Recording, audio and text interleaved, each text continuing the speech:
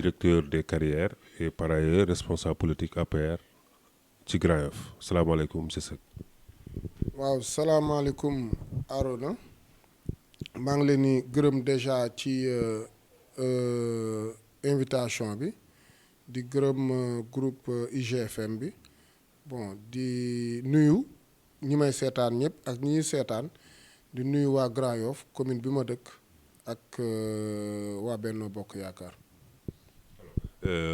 Monsieur Seck actualité politique bi lu ko dominé mooy rejet des listes de Yewwi mooy liste nationale Yewwi ak liste de suppléants de Benno Bokk Yaakaar yow en tant que responsable politique au niveau de Grand Yoff ban jàngat nga ci def.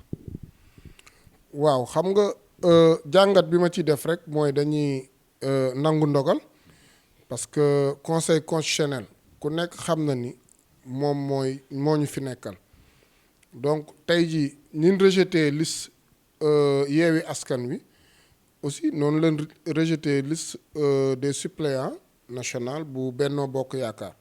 donc ni mettee ci ñoom la mettee ci ñun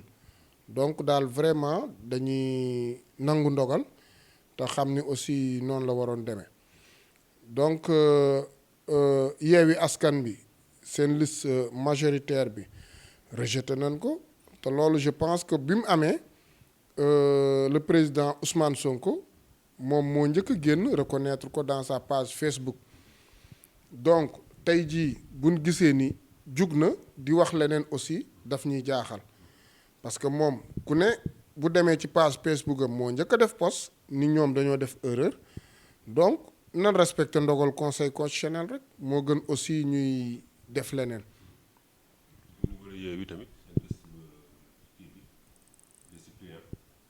waaw bu Benno Bokk Yaakaar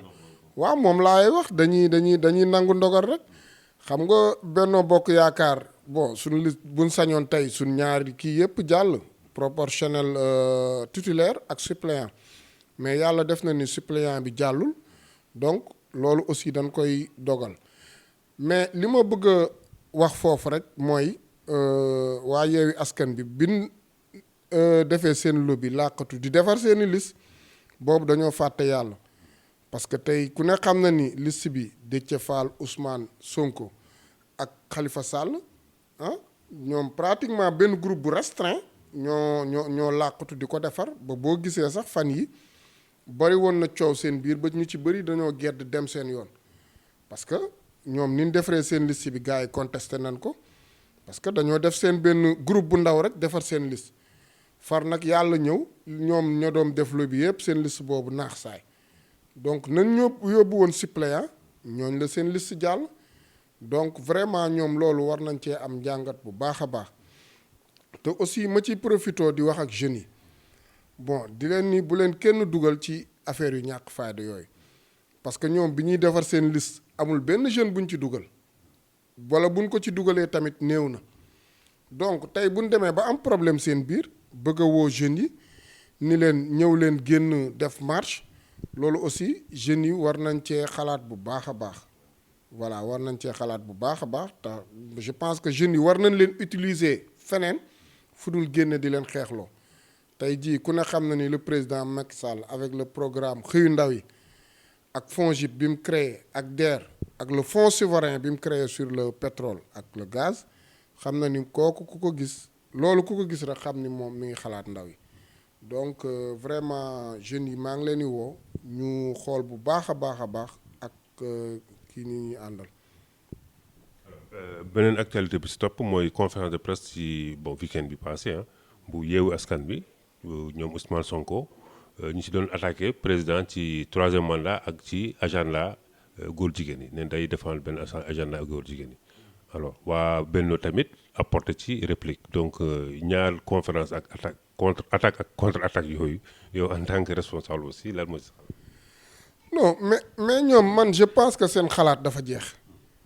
parce que yow mënoo à chaque élection wala chaque campagne bu war a ñëw ñaar yooyu ngay politiquer agenda góor jigéen ak 3e mandat ñaar yooyu local yi boo xoolee loolu moo doon seen programme de campagne amul benn programme bu leer bu ñu indil Sénégalais tey jii législative yi jub si na boo xoolee message yooyu nañ commencé waat di véhiculer te ku ne xam na ni le président Macky Sall boo xoolee réaction yi mu def ci affaire góor jigéen nga xam ni kii tant que mi ngi fi loolu du fi mës a am parce que le président Barack Obama ñëw na fi posé ko la question mu ni ko duñ ko def te tant que mi ngi fi du mës a am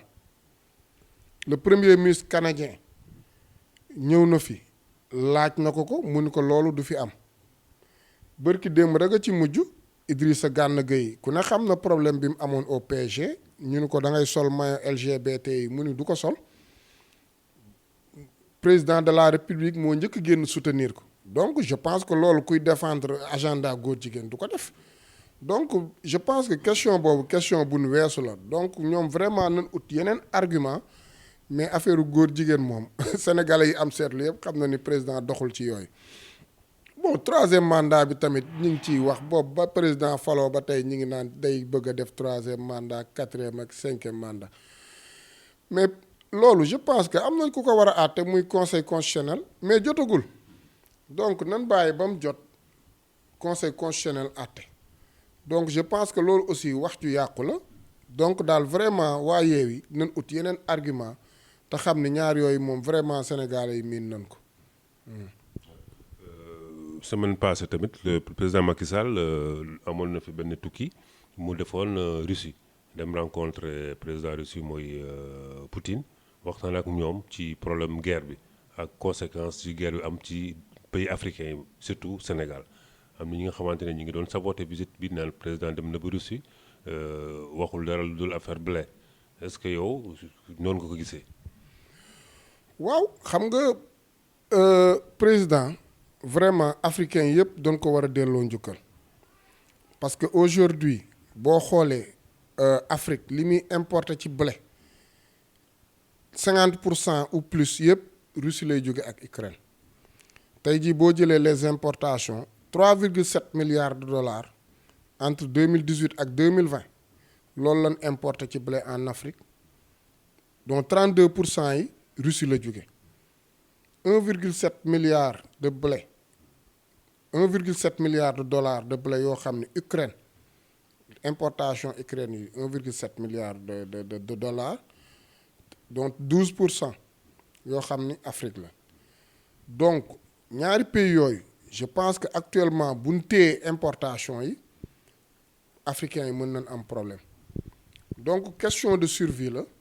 donc président leeral na ko nee na ñëwuñu pour quémander wala pour yelwaan wala pour ñaan dañoo bëgg a jënd donc loolu la demoon waxtaan ak le président Vladimir Poutine te aussi ku ne xam na ni président mi ngi góorgóorlu ci mbirum agriculture tey jii boo gisee dakk yi mu taxawal les domaines agricoles communautaires ak yeneen projet agricole yi nga xam ni mi ngi ci def ay milliards yu baree bari pour ñu am suñ souveraineté mais loolu aussi dafa laaj temps du loo xam ni day xëy rek sotti mais actuellement moom li ñu këtt ni jonn mooy blé bi nga xam ni sénégalais yi ku ne xam na ni moom mburu la gars yi tàmm waaw gars yi amaguñu changé guñu seen habitude alimentaire mburu lan tàmm di ndékkee tey ji Arona wala keneen genre Ibra gi balaa ñuy am lu leen neex togg seen ginaar soos dem jël mburu donc vraiment mburu moom dafa am solo moo tax président vraiment soldaalam def na wareefam donc dem défendre cause africain yi donc du cause Sénégal kese cause Afrique la demoon défendre donc loolu vraiment je pense que ku ko ci remercier wul aussi waroo ko ci xarab te beneen bi aussi mooy guerru Russie Ukraine bi ku ne xam na ni dafa tax le coût du baril dafa augmenté tey ñu ngi ci plus de $130 le baril te loolu gëj na am depuis 2014 donc te ku ne xam na ni coût baril bi bu yéegee day impacté ci produit yëpp yi ñuy importé tey jii bon bërki démb rek ñu ngi naan carburant bi yokku na 100% 100 francs super bi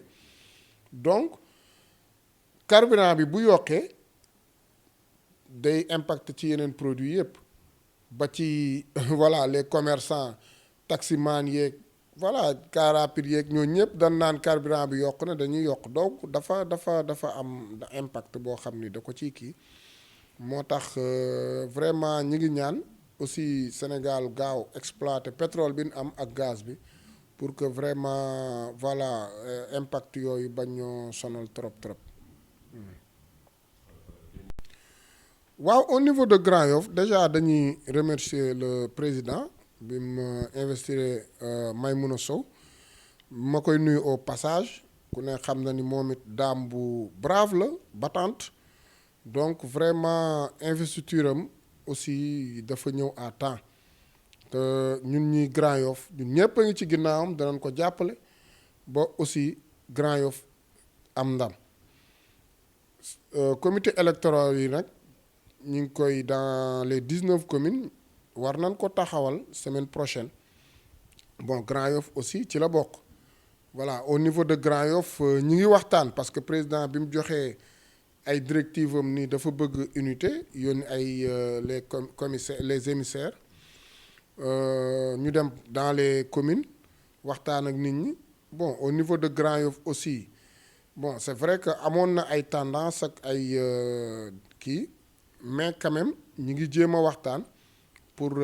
am benn comité électoral te loolu vraiment maa ngi ciy woo responsable yépp ñu ànd nekk benn parce que nag élection législative yi enjeu bi dafa am solo parce que suñuy problème ak suñu jafe-jafe dañ ko war a fàtte pour waxuma sax président mais pour Sénégal parce que élection législative yi buñ ko gañee Sénégal lañ ko defal ñaanu ma ko yàlla buñ ko perte aussi je pense que 2 ans yi di ñëw Sénégal lépp day bloqué parce que opposition bi ku ne xam na ni bu demee assemblée même président bu dugalee benn kii bu baax sax loi dañ koy bloqué donc defante lan fay nekke